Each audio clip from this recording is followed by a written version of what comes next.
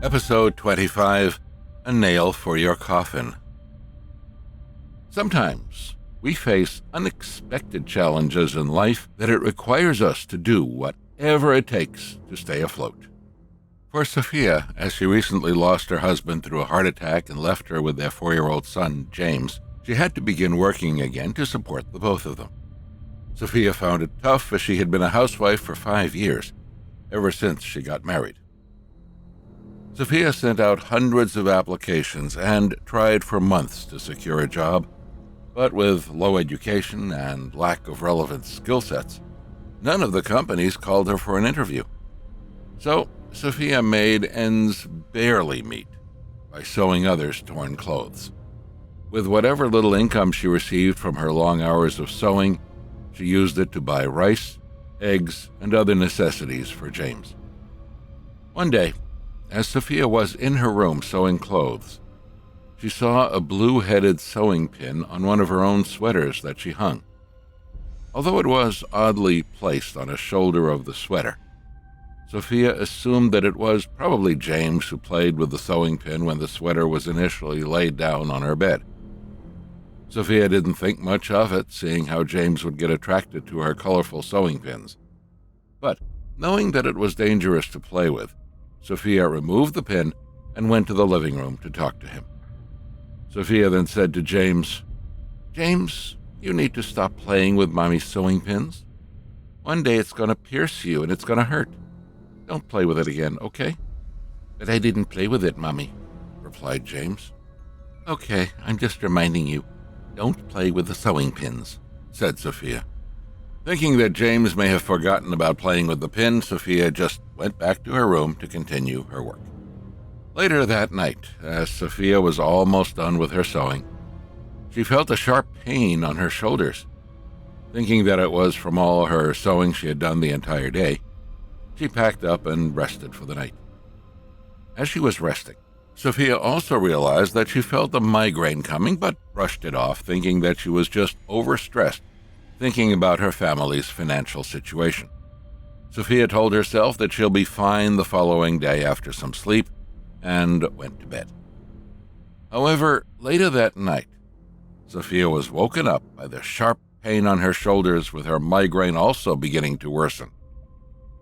As she didn't have any medication at home that could help, and knowing very well that there was no way that she could afford to go to a 24-hour clinic, Sophia went to her washroom and sunk a couple of face towels into a bucket of hot water instead. She then placed one towel on her forehead and another on her shoulders, hoping to relieve the pain, assuming that it was muscle tension and migraine that she was facing. Although she still felt the pain, it subsided just enough for her to fall asleep again. Then, the next morning, as she was sewing, Sophia felt the pain again and tried to do the same as she did the night before. Sophia placed the hot towels on her, but the pain only subsided temporarily. The pain got more intense soon after, and as she wasn't sure what to do, she called her brother Sam, who could possibly know if it was physical pain she was feeling or if it was something else bothering her. So, Sophia called Sam, who came later that afternoon after he ended work.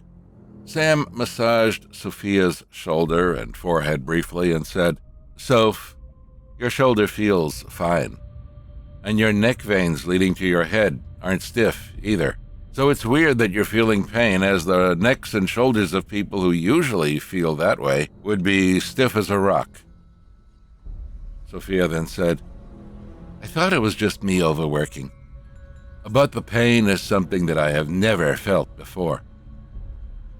If I really think about it, it doesn't even feel like muscle tension. It feels more like a sharp pain poking through my skin." After a brief silence thinking about it, Sam then said, "Okay, Soph, give me a while. I'll go back home and come back in a couple of hours."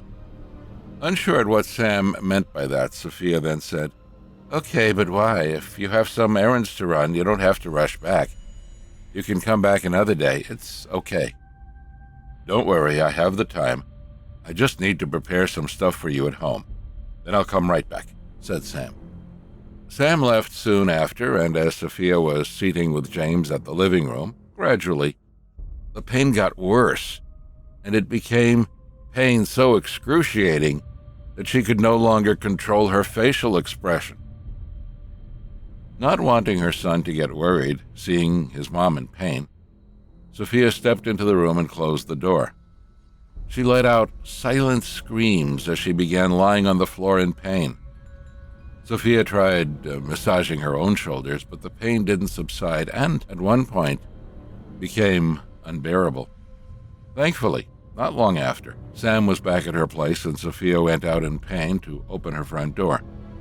Seeing her pale face, Sam knew that Sophia was in so much pain that it couldn't be from tensed muscles. They went together into her sewing room, away from James, and Sam then gave Sophia a bottle of water and said, "Drink this, Soph. I did some prayers when I went home just now, so drink this to calm down the pain." As Sophia grabbed the bottle of water, she then asked, "Is it really what I think it is, Sam? Did someone send something to bother me?" "Unfortunately, yes, Soph. I was already wary earlier when you said you felt sharp pain. So when I pressed your shoulder and neck and realized that there was no tension at all, my suspicions grew." As Sophia began to drink her water, Sam began whispering a set of prayers to himself. After which he asked Sophia, "You felt as though something sharp is poking your shoulder, right?" "Yeah," replied Sophia. "Did you happen to see an oddly placed sewing needle on any of your clothes recently? That could have been the source of your pain," said Sam. Recalling the sewing needle she removed from her sweater the day before, Sophia then told Sam exactly what she did to the pin. Sam then said, "Okay, Soph, I don't know who exactly did this to you, but the sewing pin didn't appear here out of accident. This was evil sent to you, and the sewing pin ensured that you would feel pain right where it pierced through your clothes." "My goodness, who could have done this? I mean, I've never hurt anyone. And what do I even have to make someone hate me? I sew clothes for a living, for goodness sake. I don't have anything to be envious of. What does the person have against me?" asked Sophia. Sam then replied, "In my many years helping others with this, there are times that I could figure out who it was. And there would be other times where the assailant was heavily hidden behind their evil that I couldn't see who they were. Just like in your case, I still can't see who is doing this. But what I can do is to stop your suffering and prevent it from happening again." "Okay, what should we do now?" asked Sophia. "Do you still have that sewing pin? If you do have it, give it to me," said Sam. Sophia quickly went to her closet, took the sewing pin out, and gave it to Sam.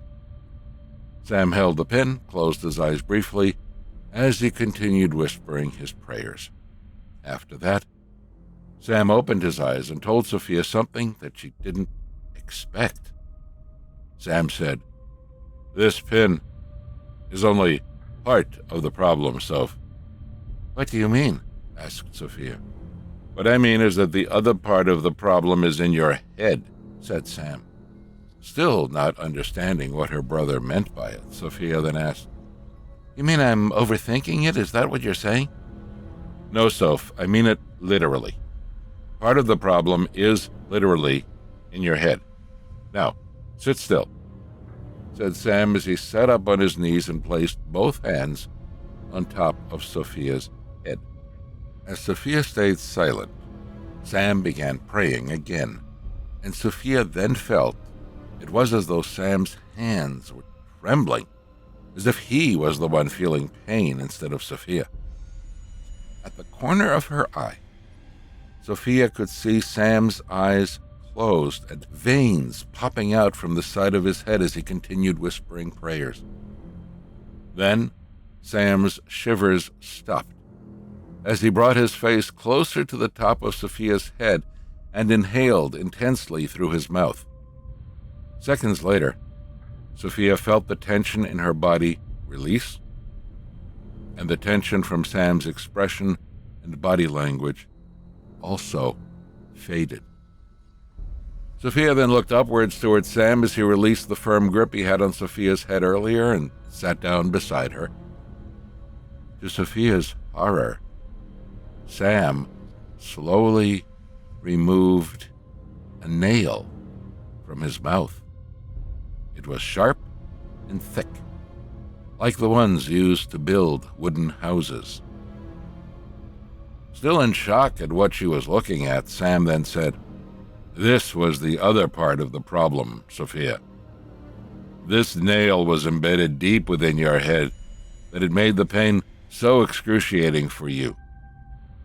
The person who did this no longer has any human kindness left for you." Not knowing what to say, Sophia asked, "But how did it get in my head?" "As I said earlier, Soph, this was done with purely evil intentions, but I don't know who did this. But the water that you drank earlier and the prayers that I did, hopefully it will protect you from any further harm," explained Sam. From that day, Sophia no longer felt the migraine and pain on her shoulders. She also eventually got a job at a fast food joint and no longer needed to spend mornings to late nights sewing clothes to almost make ends meet. Now she is able to pay her bills on time and have proper meals for herself and James. And most importantly, Sophia no longer needed to worry about sewing pins or nails, which literally caused her so much pain. The only question she has, up till this very day, is, who actually did this?